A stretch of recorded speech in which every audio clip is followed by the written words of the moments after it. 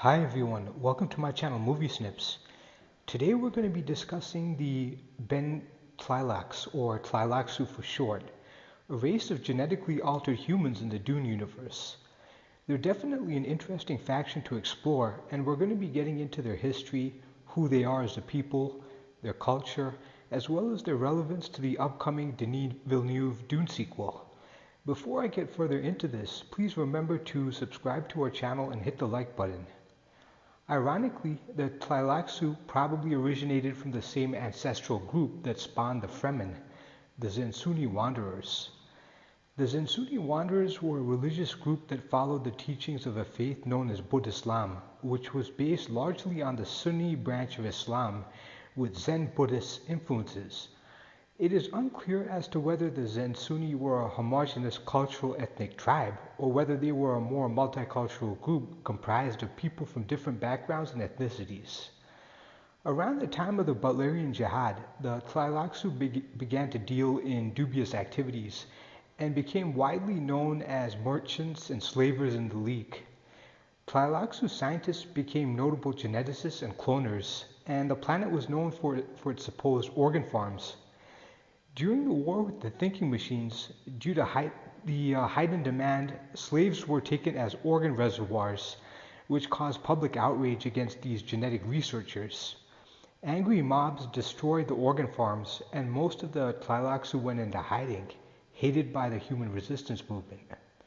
Although the Tleilaxu appear somewhat alien in appearance with gray skin, short stature, unusual elf-like facial features, and pointy teeth, they are human at the core. The Dune novels and films don't tell us much about when they began to genetically alter themselves, thereby creating a unique identity that set them apart from regular humans, but it was likely sometime around the end of the Butlerian Jihad. The Tleilaxu were considered the scum of the universe by most other factions in Dune. This was largely due to their bizarre culture, xenophobic tendencies, and their complete disregard for ethical values. They were seen as devious, repulsive, and as lacking basic tenets of humanity. If any of you watching this video have read the Dune prequel novels by Brian Herbert and Kevin J. Anderson, you may recall the time when a young Leto Atreides was falsely accused of firing on a Tleilaxu ship without provocation.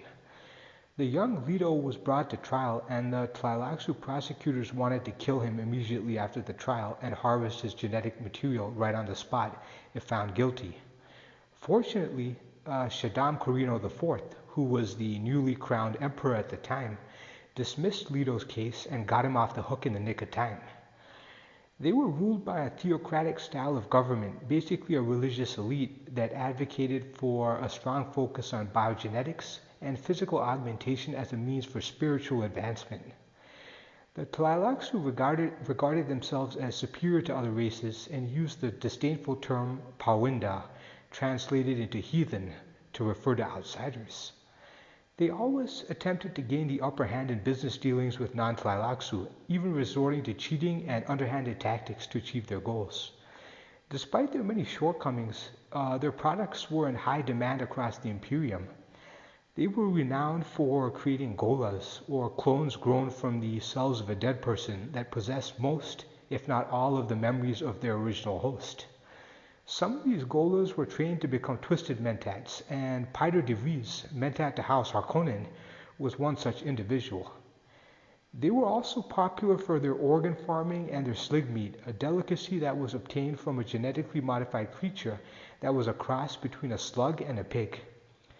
They were also an extremely chauvinistic culture, with females being largely relegated to the status of breeding vessels, or oxytol tanks, which were used to breed ghola clones for different customers, as no female Tleilaxu had ever been seen.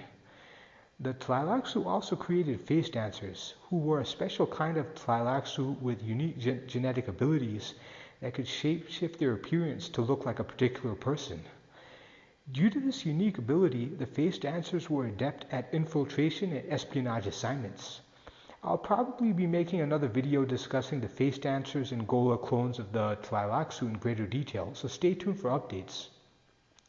Their planet, Tleilax, located in the Thallam system, was a beautiful Earth-like world with a nitrogen-oxygen atmosphere. It contained many areas of manicured terrain and vegetation.